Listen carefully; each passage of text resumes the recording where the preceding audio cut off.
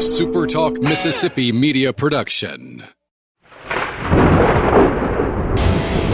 You're listening to Thunder and Lightning on SuperTalk Mississippi, covering Mississippi State sports like nobody else. With SportsTalk Mississippi's Brian Hadad and Robbie Faulk of On3 Sports.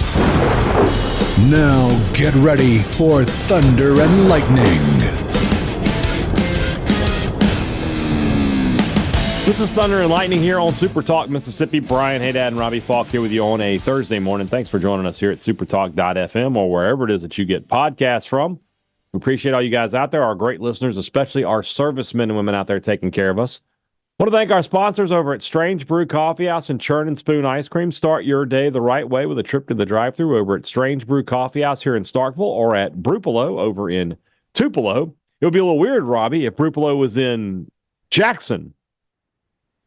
That would be really weird. Yeah.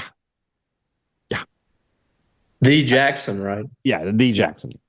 After I got a text saying that I mispronounced, wasn't it? Hold on, I did it again. What was the name of the city we did the other day? The I don't know. It was shocking you mispronounced that one. I remember what you're talking about. It's Rena Laura, not Rena Lara. Oh Lord. So I was like, you know what? I'm gonna go. It doesn't matter how you pronounce it. I'm gonna go with one I know is right. So Jackson. It would definitely be weird if Strange Brew ended up in Jackson. I'm not sure how many new businesses are coming into Jackson, but we won't go there. Let's leave that alone. Wherever you are in our group, I'm kind of upset at Shane. What? Okay.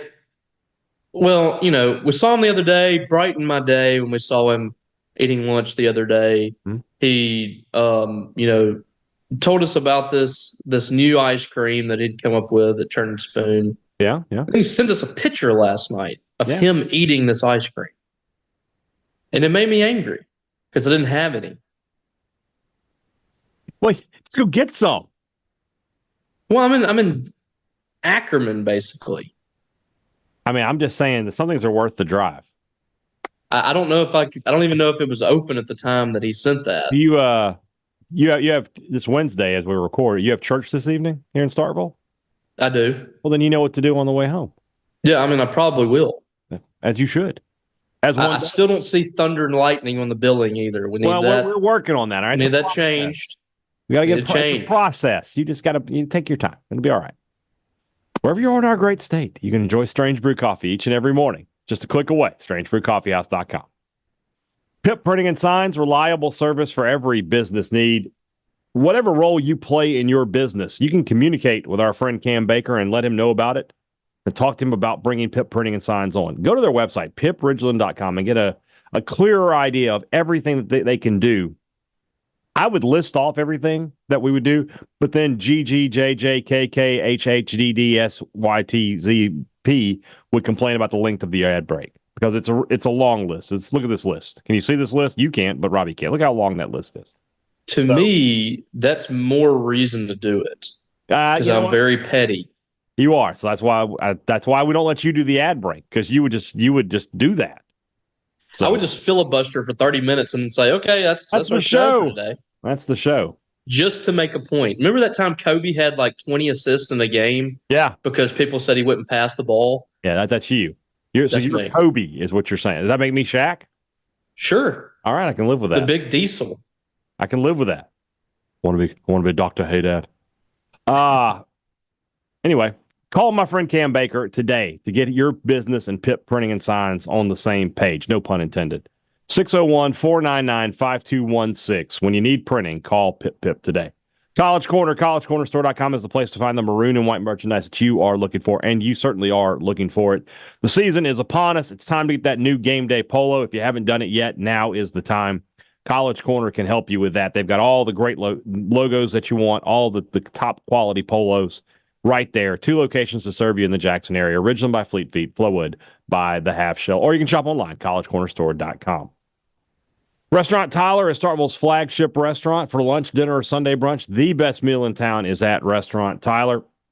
Robbie and I went last week, which means the clock is ticking, and I'm ready to get back to Restaurant Tyler. So we're going to make that happen very, very soon. And, of course, with football season coming up, that means Restaurant Tyler is going to be one of the most popular destinations in all of Starkville. So make sure that you have got a table ready for you. This football season, the biggest win for you will be getting a meal at Restaurant Tyler. Priority One Bank, 16 locations to serve you throughout Central Mississippi. Let PriorityOneBank.com be your guide. Let them show you all of the locations that are near you. And if you live in Central Mississippi, there's got to be one nearby. But more importantly, they're going to show you everything Priority One Bank can help you with investments and money management. You did the hard work. You got the money to the bank. Let Priority One Bank help you from there, show you how to grow your money, how to invest, and how to benefit your family for years and years to come. 16 locations. That means there's one near you in Central Mississippi. Let Priority One Bank make you their priority. Robbie was a little taken aback when I first described the topic that we're going to talk about today. I said, Robbie, today we're going to talk about Graham Mertz. He gave me the look of, you are literally an idiot. That's what he did. I give that look? That was the look I got. That was. I didn't mean to give that look. I might have thought. If I could shoot you through a computer, I would spill your brains on the pavement. I mean, what? It was really rough. I mean, really. Oh, you're saying I said that? You said that to me. That was the look that you gave. I did not. It was like, dear Lord, if you could just rapture him off this planet right now, I would really appreciate it. So, well, that's a plus. I would love to be taken off this planet right now. I'll be honest with you. There are some times I'm just like, I'll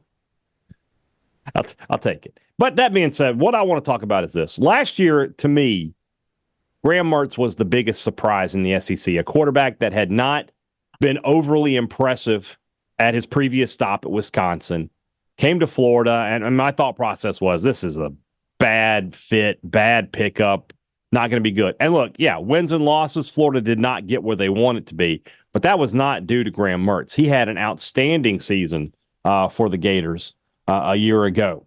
And like I said, what to me was the biggest surprise in the SEC in 2023. Last year at Florida, in 11 games, threw for 2,900 yards on 73% completion, 20 touchdowns to 3 picks. I'll just go ahead and tell you right now that if Blake Shapen, and that's where we're going with this, can Blake Shapen be a Graham Mertz kind of impact? Can he be a player that's really under the radar, really nobody talking about him coming into the preseason? Maybe some people asking, is that a good fit for Mississippi State, the same way people were asking about Mertz in Florida? If Shapen wakes up at the end of the season and those are his numbers, Mississippi State will be a bowl team. I don't have any question in my mind. 20 touchdowns to 3 picks is outstanding. Completing 73% of your passes, fantastic. 8.1 yards per attempt, pretty good. Not out of this world, but still pretty good. Those are really, really good numbers. So that's my question to you, Robbie, is that do you think Blake Shapen can be maybe the biggest surprise in the SEC this year?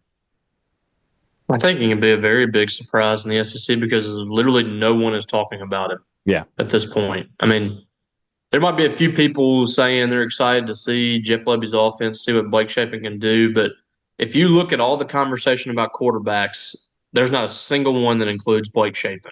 Mm-hmm. There's actually some conversations that include Graham Mertz. Mm-hmm. If you listen to enough college football shows right now that talk about the SEC, they talk about Florida as a team that could be a surprise this year. Mm-hmm. You and I don't believe that. You and I believe that Florida is going to struggle, and not because they're not talented, and not really because we think Billy Napier is an awful coach or anything. I don't think that this fit is ultimately going to work for them, and I think their schedule is absolutely brutal. Mm-hmm. But Graham Mertz was one very bright spot for them last year in a season that was still not up to their standards. I mean, they finished the year terribly. So I think that it's definitely a interesting, comparison. A guy coming in from another Power 5 program and really seeing a jump. I mean, he took a pretty big jump from Wisconsin to Florida. Mm-hmm. Different offensive schemes, of course, but was extremely accurate last year. I thought just really managed the team well. And that's what you're hoping from Blake Shapen this year. You're hoping to have a guy, which I have full confidence in him being that, a guy that comes in, manages well, he hasn't been a player that's thrown a ton of interceptions or made a lot of mistakes during his career. He's just been a solid quarterback. And now you're putting him in an offense that really leans itself to bringing out the best in his quarterbacks. I think that would not shock me in the least to see him making that kind of impact for Mississippi State. Can you get him to 3,000 yards this year, 25 touchdowns or something like that? That's a pretty tall task, but that gets Mississippi State bowl eligible, I think. Mertz is interesting in that last year he threw 72 more attempts than he had ever thrown previously in a season. 358 attempts last year. His previous career high was 286. And yet he completed 73% when prior to that, his completion percentage for his career was around 60. So somehow with more attempts, he became a more accurate passer. Now, I don't know if that's, I'm not going to sit there and tell you I think it's because Billy Napier is an outstanding play caller and was giving him a lot of great opportunities. I think Mertz just made a big jump from a personal level. Obviously, was surrounded by some talent. They had some good pieces last year at Florida. But I think that's the same case here at Mississippi State. I think between Kelly Akari, Kevin Coleman, the freshman, Craver, Burnside, maybe Harrell, I think Creed Whittemore is a solid piece. Seydou Traoré is a solid piece. Devon Booth and I think Johnny Daniels can be guys who can help you in the passing game. I don't know about Pittman and Lee as much in the passing game, but Pittman, of course, did have that big touchdown catch against Arizona that won the game, so maybe so. He's got good pieces around him, too. I think State's offensive line is a plus. There's just no reason to think that this might be the best case scenario. Maybe a few more picks. If you throw 20 touchdowns to 6 interceptions, that's still a really good ratio. 20-3 is outstanding. That's just fantastic. And honestly, didn't make a lot of mistakes. Yeah, and honestly, that's very similar to Corral's numbers. His final year at Ole Miss. I believe it's really close. Yeah, 20-5 touchdown to interception that year for Corral. Coming down from 14 the year before, so a big jump for Matt Corral. More yards, but 68% completion to Mertz's 73. I think if you're Mississippi State, you would take. I would prefer the 73% completion to the 3,300 yards. The yards will come. It's just if you're able to complete passes and move the chains, that's what State really needs out of Blake Shapen. If I said, if somebody showed you that all they showed you was he completed 73% of his passes, you're going to jump to the conclusion that he's over 3,000 yards. Yeah, because unless he was hurt. Yeah. If he plays a full season at 73% completion, he's going to be around 3,000 yards. There's just no getting. There's just no way that he wouldn't be. Well, what do you expect out of him as far as running the football? Because if you look at what and this is going to be different than Graham Mertz because I don't remember him really taking off and running a whole lot last year. 62 carries for negative 75 yards. He did have 4 touchdowns, though. But, yeah, he was not a runner. But if you look at what, the quarterback has done for Jeff Lebby, they're going to be asked to run the football a little bit. And they're going to be asked to tuck it up and take off if a play breaks down, things like that. And I think Shapen has shown that before. But what are kind of your expectations? As I look at the stats for Matt Corral with Jeff Lebby, and he rushed for over 900 yards in 2 years in 23 games, averaged about a little over 4 yards a rush. You're giving 15 touchdowns. Not giving him enough credit, Robbie. He rushed for 1,100 yards in 2 years. Yeah, he did. Yeah. I mean, he's their leading rusher in 2020. He had 621. He had 5 and 20. Yeah, you're right. So 1,000 yards. 1,000 yards in 2 years. So 15 touchdowns. He rushed for 506 and 614 the 2 years under Lebby. Dylan Gabriel the last 2 years rushed for 315 and 373. Interesting, just a coincidence here, obviously, but Corral rushed for 11 touchdowns his last year at Ole Miss. Gabriel rushed for 12 last year at Oklahoma. So, my guess is those are red zone touchdowns where, they spread the field and he's able to keep it on a read option or just, scrambles and has an opening. I don't think those are as much designed long runs or anything like that. Like you would have seen with Nick Fitzgerald or Dak Prescott or anything like that. Somewhere in that years. both years were the most that Dylan Gabriel's run in his entire career. So that's where I am. I think if Shapen gives you 300 to 400 yards rushing, that's a really good number for him. If I can get 2,800 yards passing and 300 to 400 yards rushing out of him, I'm completely happy. I would imagine that the other four guys back there, Lee, Pittman, Booth, and Daniels, are going to combine for, you would hope between 400 and 500 yards apiece. And, that's because that's what this offense wants to do, right? They want to run the football. So if they're successful, those five guys, the QB plus your four running backs, it may only be three running backs. One of those guys might just be out of the rotation. It's tough to rotate four backs, but you want to be averaging, 175, 180 yards a game on the ground and, around 225 to 250 in the air. I think that's 420 yards per game. No pun intended there. If you're in that area, you're going to be fine. So, yeah, for me with Shapen, I mean, honestly, you're only talking about when you break things down, and you're talking about 400 yards rushing, you're talking about 35 yards rushing a game. I don't think that's too much to ask. I think that's a reasonable number to expect from Blake Shapen.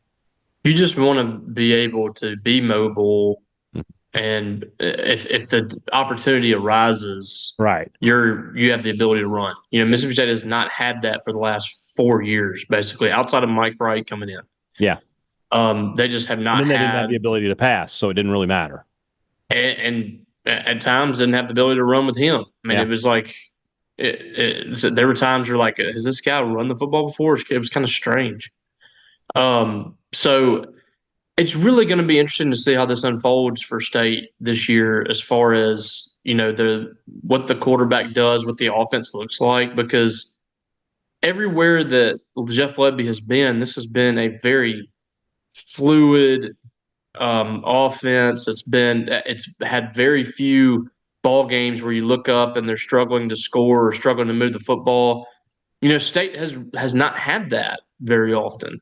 So I'm really interested to see how it plays out. With the curse of Mississippi State kind of having a boring offense, is it real? We'll find out, because they've had guys that have done some great things offensively, and they've come in here and the offense has just kind of been bland, or they haven't been able to move it at times. We heard all these great things about Joe Moorhead, and turns out that was just I'm guessing just a Saquon Barkley thing, because it didn't. We never saw what we saw at Penn State. I want to see what I saw at Central Florida and Ole Miss and Oklahoma. I want to see that on the field at Mississippi State. That would be nice. It's so funny to think about, but this is a true statement. If State wins 6 games, but it's because they're a lot better defensively than we think they're going to be, and then offensively they're just 25, 26 points per game, it's going to be crushing.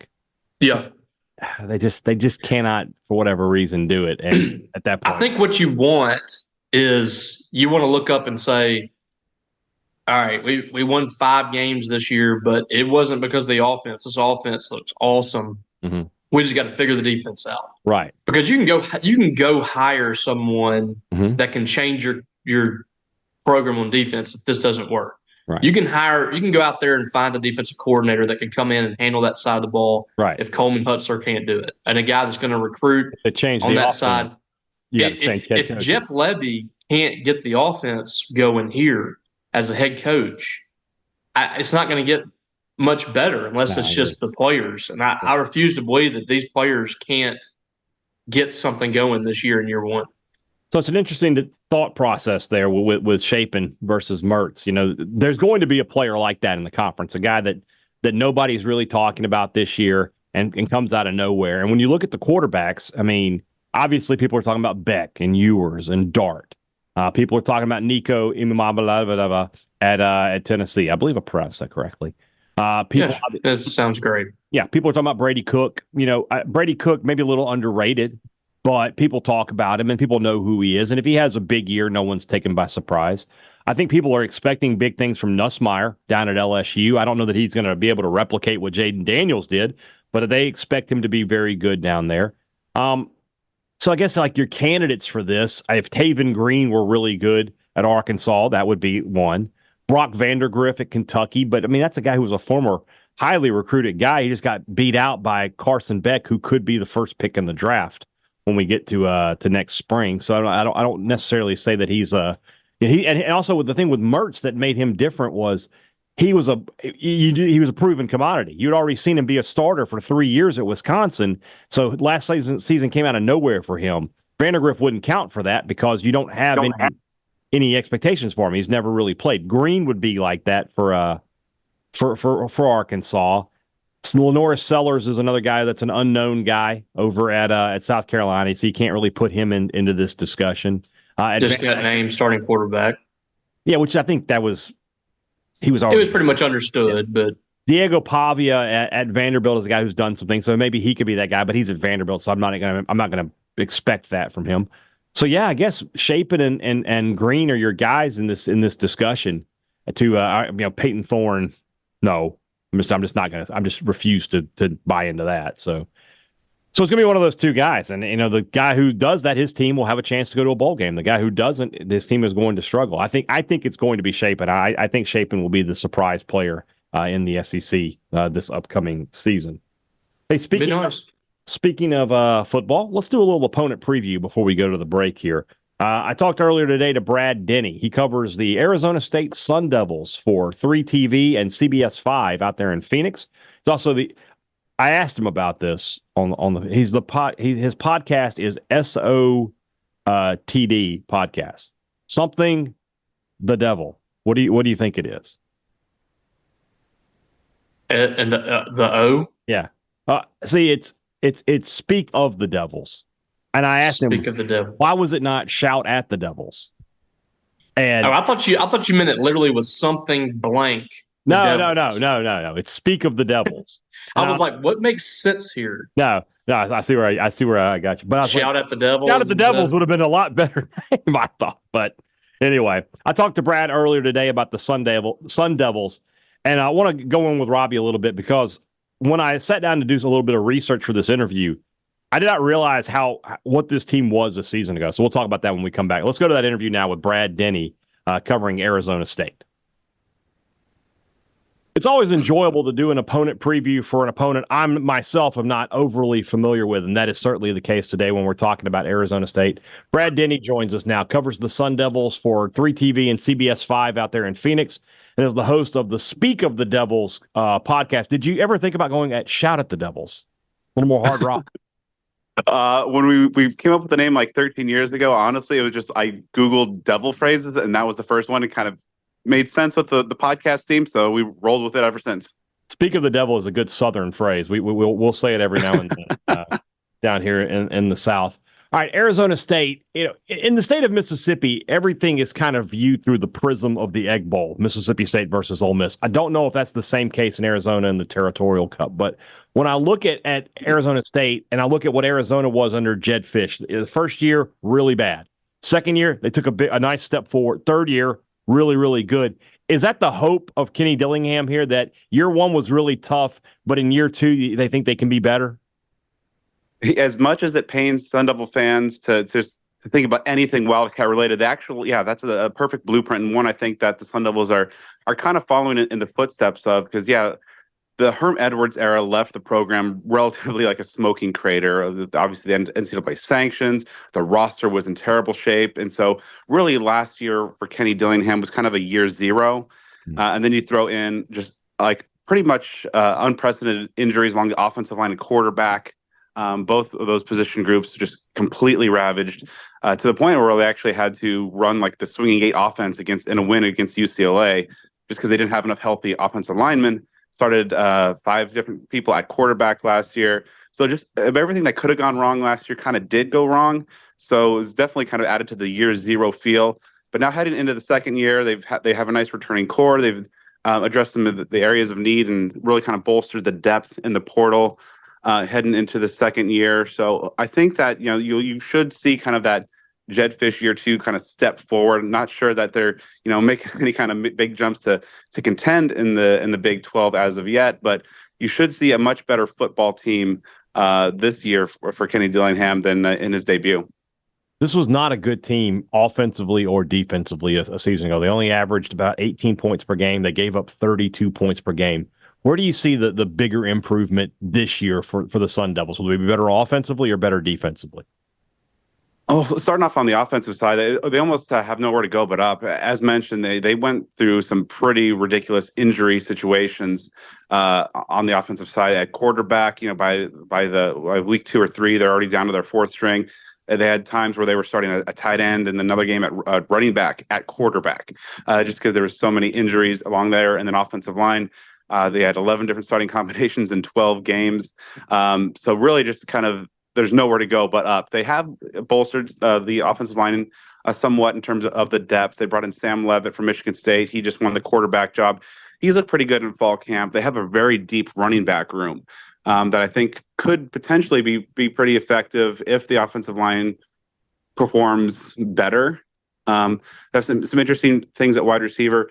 Over on the defensive side, they for about 2/3 of the season, they're actually pretty good. And then just because of the depth issues, they really got the doors blown off of them over the last 3-4 games of the season. But this is a unit that went up to Seattle to take on the Washington Huskies, didn't allow an offensive touchdown.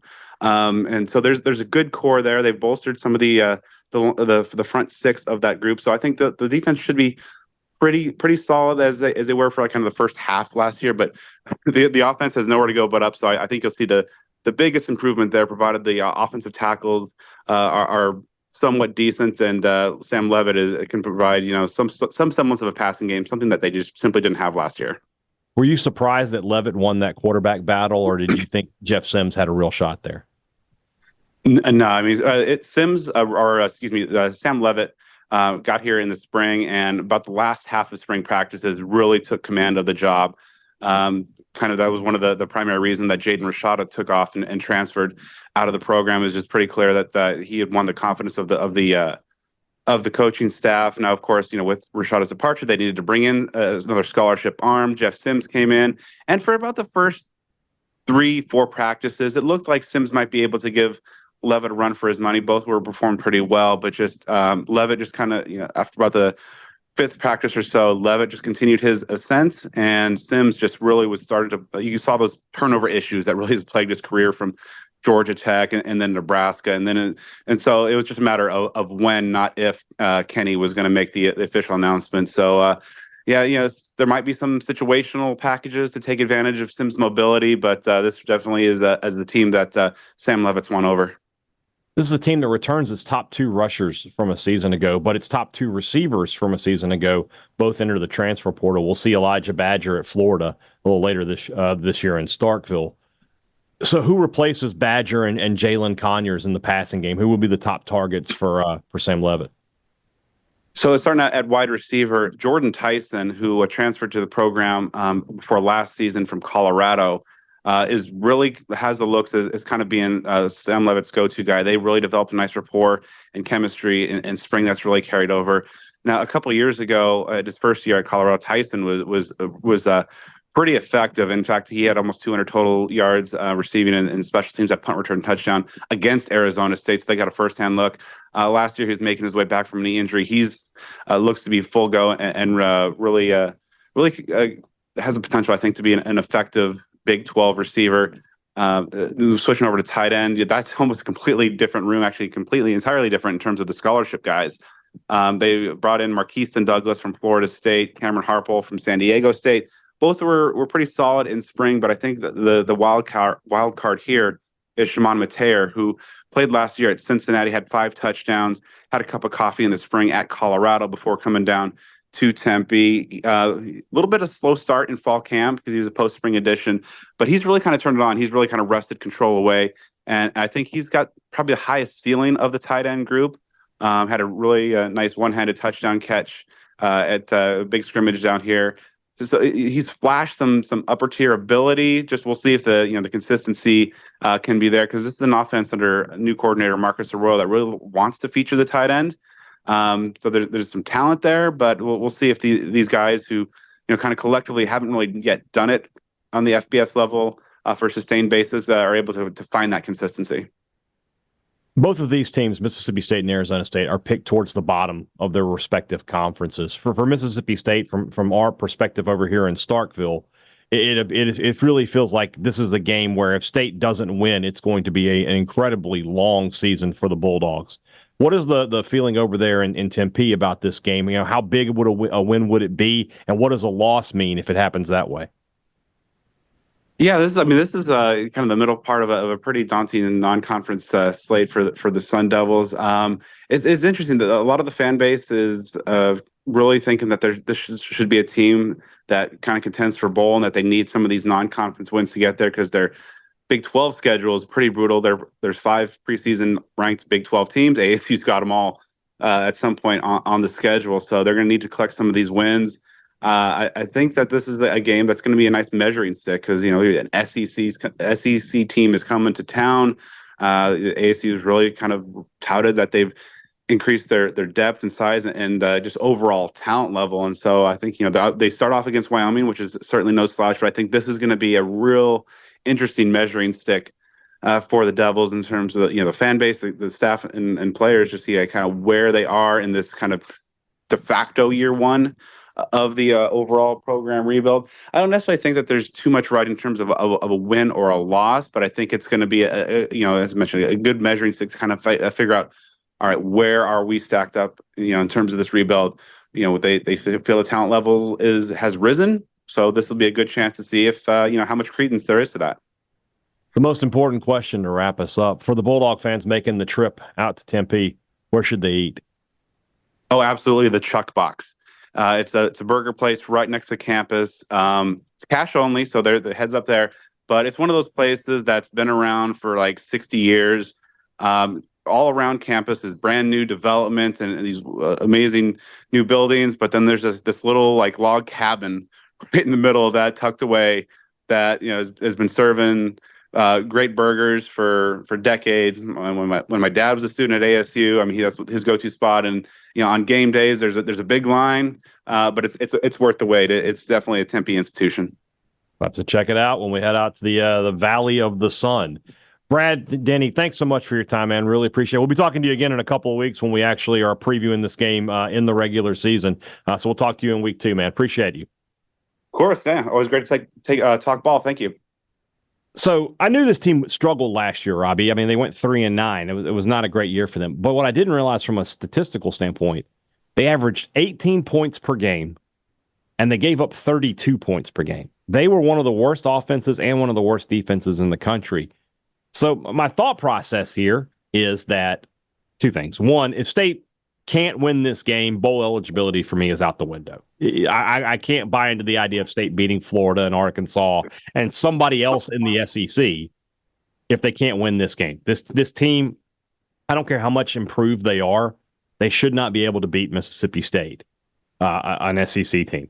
But 2, I may have underestimated the rebuild process for Arizona State. I mean, they have a lot of work to do. And I asked them about the Arizona thing, where year 1 for Jet Fish 1-10, and then they were, I think 5-7 is next year, and then the next year they win 10 games. Can they be on that same kind of path? I think if Arizona State wins 5 games this year, that's a fantastic season for Kenny Dillingham. But I don't believe Mississippi State will be one of those 5 games.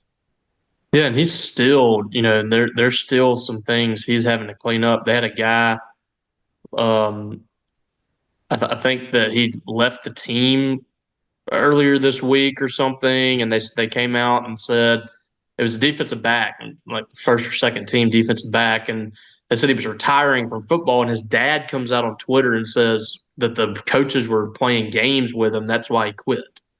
So it seems that they have they're still trying to clean things up there and do things their way or whatever. And I think they have a couple of defenders that are hurt, and some issues like that. So yeah, says Mason Williams is the player's name, has retired from football according to Dillingham, hasn't practiced since camp, and his dad quote tweets that with didn't retire, got stressed out by the coaches playing games with him. Yeah, interesting. Great. They brought in Jeff Sims. Mm-hmm. He didn't even win the job. I think the guy from Michigan State won the job, Sam Levitt. I believe that's correct. Yeah, I know Sam Levitt is the correct answer. I don't know if he was from Michigan State. I don't know anything. Yes. I don't know what this team's going to look like. I don't know if they're going to be improved. If they're still in If they're a lot complete better, rebuild.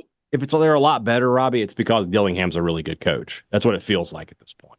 And if they're a lot better, I could still see them, yeah, it's gonna be tough to win 6 wins. Yeah. If they win 6, this game is probably one of them. I think that they can win the other 2 non-conference games they play.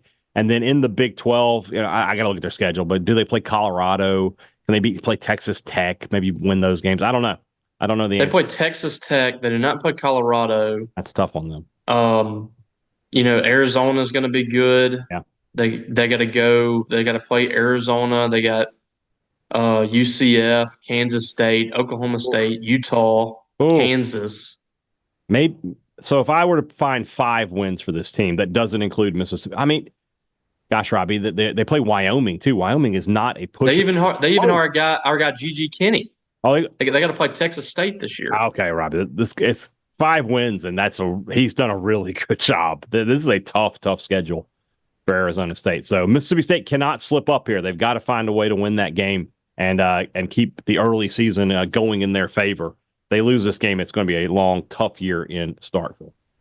Let's move into the final part of the show. That's brought to you by our friends over at the Mississippi Beef Council, who want to remind you that beef, it is what's for dinner. Nothing beats the sizzle of beef on the grill. So if you're not enjoying these false fall temperatures, fire up the grill and throw some steaks on there. It'll feel like a crisp fall evening, but you'll know better. You'll know that it's going to be 98 again very, very soon. But until then, let's enjoy it, and let's enjoy some beef. Or if you don't feel like getting out and cooking on the grill, there's so many great places around the state serving beef, serving fine steaks, or some of the best burgers you'll ever have. I had my favorite burger just yesterday on the way back from Perkinston. Stopped at Ed's Burger Joint, and I had a bacon cheeseburger, and I could not have been happier while I was eating. It was good. Whatever you're doing, if you're cooking or if you want someone else to do it for you, the answer is always beef. Beef, it's what's for dinner. Thank you to our friends at the Mississippi Beef Council. Two Brothers Smoked Meats in the heart of the Cotton District is the place to find the smoked Southern soul food that you are looking for, and you are certainly looking for it. If you are getting ready for football season and you want to tailgate, but you don't want to do the cooking, you need to reach out to our friends at Two Brothers. They have got great tailgate packages available, and they'll be happy to do the cooking for you. And then after the game, if you're looking for a place, maybe a little quiet, you want to bring it down a notch. You've been out in the hot sun all day, been ringing that cowbell. You just want a nice quiet dinner, but you want a fancy sandwich. Well, there's only one place to do that, and that's at the Older Brother. Two Brothers Smoked Meats, the Older Brother, 2 of Starkville's best restaurants right there in the heart of the Cotton District. Great products and great service. Every business likes to promise it to you. They deliver it to you at Advantage Business Systems. They've been doing it for 49 years. 49 years of taking care of their customers and taking care of you. When you need business technology, you need to give them a call. And then if you have a problem, if something goes wrong with that machine they sold you, they can fix it. And they can fix it a lot of times the exact same day because they're in Mississippi just like you are. 601-362-9192 or visit them online at absms.com. Find out how Advantage Business Systems will help your business do business. Our friends at Maroon & Co. reached out to Robbie and I today, and they've got an incredible selection of these. Are these Mossy Oak hats, Robbie? I see the yes, yeah, Mossy Oak hats with the state script. We've got some M over S, and we've got some of the 85 Mississippi State logo. If you know what I'm talking about from the baseball jerseys, the 85 jerseys. These hats are great, fantastic looking hats. They've got a whole bunch of new stuff coming in over the next few days. When you come to Maroon & Co. for that first game and you're looking around, you're going to be amazed at all of the new products that they have in stock, all the logos that you want, interlocking included. Don't want to miss out on this stuff. It's all right there at Maroon & Co. Before you go to Davis Wade this fall, make sure you go to Maroon & Co. And on those too, I mean, we got a look at these hats, and it's different. It's different camo patterns. It's not just bottom limbs. It's different stuff. And these look sweet, and it's rope hats, trucker hats. I mean, we got Bottomland, Greenleaf, Savage, Tree Stand, all these different patterns. They're really cool. You guys are going to like it. It's the patterns that everybody loves. So whenever these come in, we'll let you know, and you got to get to Maroon Company and get something. Becky just went there on Tuesday. She had a big event on campus she was hosting, basically like a welcome back students thing, giving out free cookies, stuff like that. And she said, I really need a new Mississippi State shirt. Mm-hmm. I didn't even have to say anything, Brian. She said, I'm going to Maroon and Company. And she went on her own. I was so proud of her. Did she use the promo code Thunder15 to save 15% off? She didn't. I was so upset. I was like, why did you not tell me this beforehand? I could get you. She said, I wish I had a promo code. I said, we have one. So don't forget, Thunder15. Thunder15. When you're going in there, they got you taken care of. But she got a nice shirt. It was not the, the polo shirts, obviously, that you and I get. They have great stuff for women too. Oh, yeah. So this isn't just for us guys. Your wife, your kids, your friends, your father-in-law, mother-in-law have gotten plenty of stuff in there for them. You got to go check it out. Yesterday, on Tuesday, Mississippi State or the SEC announced the full conference basketball schedule for the men for this upcoming season. As we've talked about earlier this year, State that they will double dip with Ole Miss, Alabama, and South Carolina. So a little unlucky there to get Alabama, who could be preseason. They will be preseason top 5. I think they could be number 1, depending on where you look with Mark Sears back. But this is a cool schedule, Robbie. They start off at home against South Carolina. Kentucky comes in on the 11th. That's the weekend before school starts for the spring semester. I said this yesterday on SportsTalk Mississippi. Maybe if Zach Selman's listening here, I can understand if he doesn't listen to the Sports Talk. Nobody wants to hear Richard. I'm just, Zach, anybody within the sound of my voice at the Mississippi State campus, listen to me. It's just another game. All right? Don't do a whiteout, please. We're not whiting out. We're not marooning out. We're not special, commemorative, anything. It's just another game. And for the love of God, do not put on the Jumbotron with 5 minutes to go. Please don't storm the court. All right? Here's what you do. You make that announcement before the game. Before the game. No, here's the thing. When was the last time MSU fans ran on the court other than Banana Guy? It's been a while. It's been, I'm going to say 2007, 2005. I don't even remember. Yeah, it's been a while. It was that year they won the West or whatever. But yes, you have an army of people surrounding the place to make sure nobody runs on the court anyway. Nobody's doing it. If you have to make the announcement, if the conference dictates, hey, everybody has to make this announcement, do it before the game. Do it before the game when there's 100 people in the stands. Yeah. And just be like, no, and then you're done. And we did it. There you go. All right. Ole Miss on January 18th. The first game of that series will be here in Starkville. That is a Saturday game. And then the return match in Oxford is on the 15th of February. Also a Saturday. When's the last time we didn't play either one of those games on a weekday? I do not recall. Ole Miss and Kentucky? No, I'm talking about Ole Miss. Both games against Ole Miss are on Saturdays. Wait, the last time they didn't play both games on Saturday? No. Yeah. Either game. When was the last time neither game in the season was a weekday game? It feels like every year at least one of those games is a weekday. Off the top of my head, I don't know. Yeah, maybe last year both games were on the weekday, so I don't know. That's unusual. Other games of note, and one thing to notice on this schedule is the SEC has left some flex ability, I guess you should say. So some of these games will either be on Tuesday, Wednesday, or Wednesday, Thursday, just depending. Their states host Alabama on either the 28th or 29th of January, and then goes to Alabama on either the 25th or 26th of February. They will go to Oklahoma on the 22nd of February, and they will host Texas on the 4th or 5th of March. The season will end on the road at Arkansas. It's the only game against the Hogs. 2 of the last 3 are at home, though, again with LSU and Texas before that final trip to Arkansas. I mean, you don't have to play Auburn twice. That's a preseason top 10 team. You're not playing Kentucky twice. You're not playing Arkansas twice. You're not playing Florida twice. You're not playing Tennessee twice. You do get Alabama, but, I mean, that's just about the best you can hope for. Pretty good schedule for the Bulldogs. Yeah, I think it is. This is going to be a really competitive conference, more so than usual. It's been really fun to see the conference expand a little bit, not in teams, but the depth of the conference. Because if you remember back a few years ago, the state finished in the top 4 in the league, and they were barely, in consideration for the NCAA tournament. Mm-hmm. Times have changed, man. Yeah, the hiring of these coaches, the people that have been brought into the league has really changed this conference. Mm-hmm. For the good. Mm-hmm. And the depth is just super. And you can win 8 games and go to the NCAA tournament at this point. I mean, that's kind of where you are with it. Chris Jans had a losing record in year 1 in SEC play, and the team was in the NCAA tournament. I think it's going to be super competitive. When you talk about, there was granted, this list was absolutely embarrassing, but there was a list that had Auburn 9th in the league preseason, and that was a god-awful list made by someone who I can say no good things about at this point. But it just kind of shows you the depth of it, that someone at least considers that the last year's SEC tournament champions would be 9th, despite returning all American caliber players. Yeah. So it's going to be fun, man. And, State's going to have their work cut out for them, but I like this team a lot. I like this team more than I did last year's team.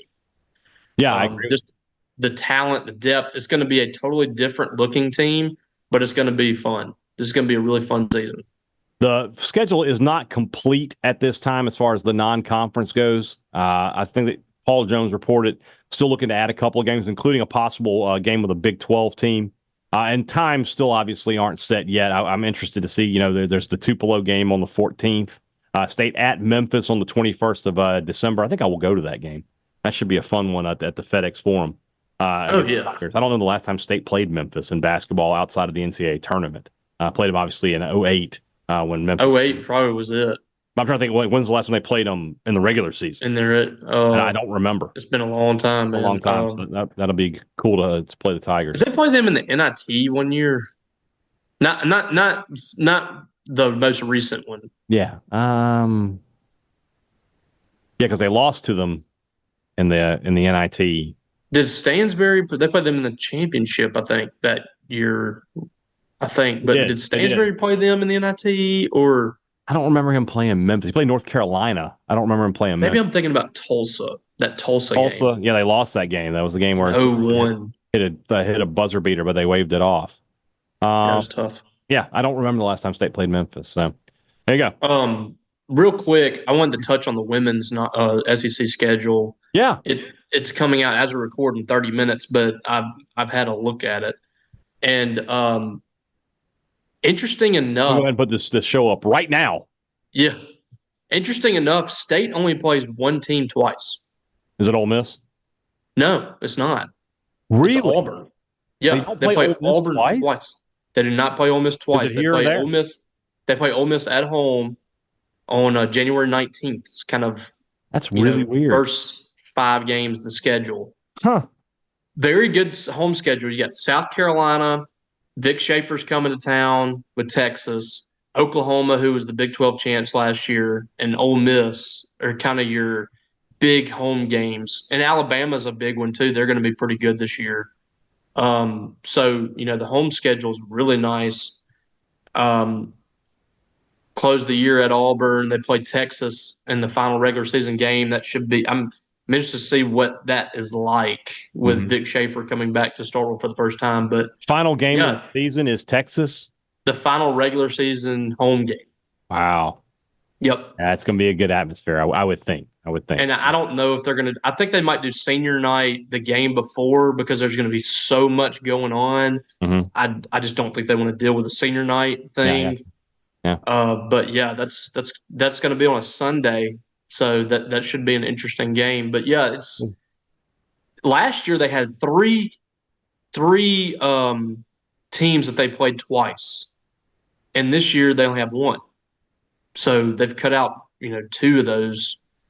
So it's kind of interesting, and Auburn being the also one. Interesting, that you don't keep Ole Miss and Mississippi State as the 2. That's weird. I don't get it. I heard, I've heard that some people at both schools are not happy about that because, you're trying to recruit in state and you're trying to, you want to be able to have that home and home. Especially if you're Ole Miss, not that I, want to take up for them, but you're only going to go to one game in Starkville. You're not going to get the return. That's. Yeah.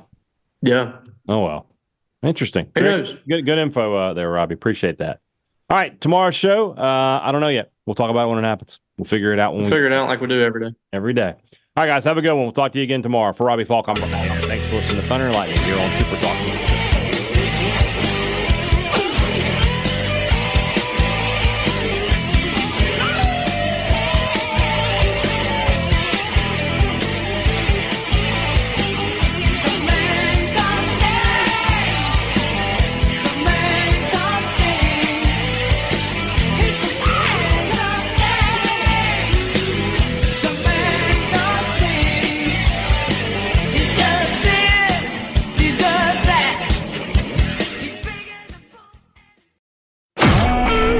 SuperTalk Mississippi Media Production.